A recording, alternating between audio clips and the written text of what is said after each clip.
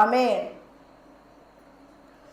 మొదటి యోహాను పత్రిక 4వ అధ్యాయము 8వ వచనములో ఏముందంటే, దేవుడు ప్రేమ స్వరూపి అయి ఉన్నాడు.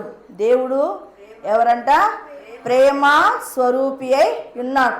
అంటే దేవుడు అంటే ప్రేమ, ప్రేమ అంటే దేవుడు. అంటే ప్రేమకు ఒక వ్యక్తిత్వాన్ని మనము పెట్టినప్పుడు కనబడేవాడే దేవుడు. అంటే ప్రేమ అనే ఒక దానికి ఒక వ్యక్తిత్వాన్ని మనం పెట్టామంటే, అక్కడ ఒక వ్యక్తి రూపాన్ని మనము చూసామంటే అదే దేవుడు. మరి అటువంటి దేవుడి ప్రేమను మనము వర్ణించగలమా? వర్ణించలేము. ఆయన ప్రేమ వర్ణించడానికి అతీతమైనది, దాన్ని మనం వర్ణించలేము. అలా వర్ణించాలని మనం ఒకవేళ అనుకుంటే అది సముద్రములో నీటి బొట్టు వంటిదట. సముద్రం అంటే ఎంత పెద్దది?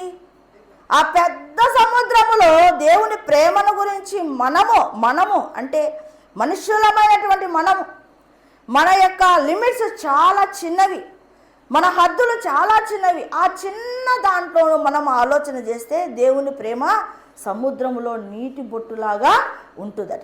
రండి, ఒక కవి ఐజక్ పెన్ సెహారో అనే ఒక కవి ఒక పుస్తకాన్ని రాయాలనుకున్నాడట.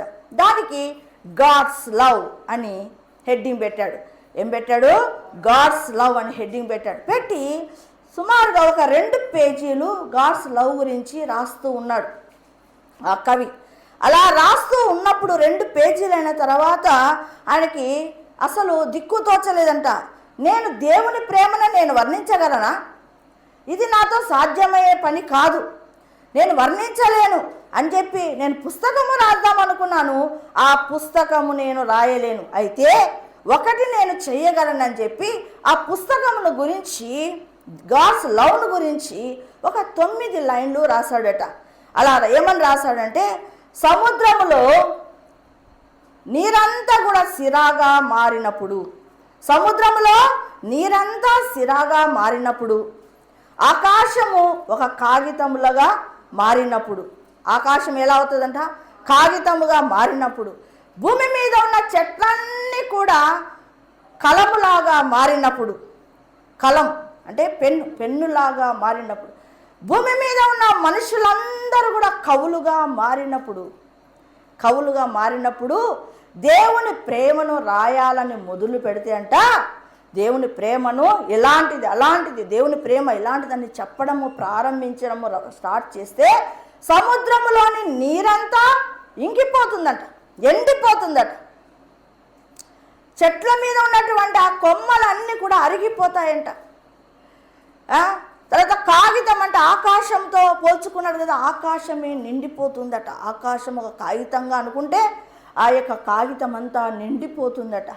ఎవరైతే కవులుగా మారి దేవుని ప్రేమను వర్ణించాలని అనుకుంటారో ఆ మనుషులంతా కూడా నశించిపోతారట. అయితే అంతా సముద్రము ఎండిపోయి, తర్వాత ఆకాశము నిండిపోయి, కొమ్మలు అరిగిపోయి, మనుషులు నశించిపోయినా దేవుని ప్రేమ అంట, అది కేవలము దేవుని ప్రేమను గురించి కేవలం పరిచయం చేసిన వాళ్ళం అవుతామంట. దేవుని ప్రేమను కేవలము పరిచయం అంటే దేవుడి ప్రేమ అంటే చాలా చాలా చాలా తక్కువగా చెప్పిన వాళ్ళము అవుతామట అని ఐజక్ పెన్ సెహారో అనే కవి గాడ్స్ లవ్ను గురించి రాయలేక దేవుని ప్రేమను నేను వర్ణించలేను అని పోయి కూర్చో ఎలా